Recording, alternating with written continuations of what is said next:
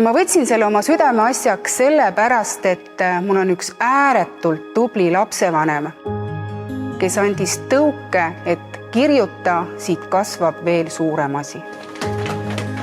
Noorteklubi on andnud võimaluse kirjutada väga palju erinevaid projekte ja Leiutajate kool kasvaski just nimelt sealt ka välja. Tulemusega me jäime väga rahule, sest need leiutised olid väga omapärased. Tegelikult võiks nii mõnigi rühm kasvada välja õpilasfirmaks oma toodanguga. Projekt paisus sellel õppeaastal ülisuureks Halo-projektiks, kus meil on töös 9 erinevat huviringi. Juhendajad on koolist sees kui ka väljaspoolt, nii et meil on väga-väga kirju õppeaasta.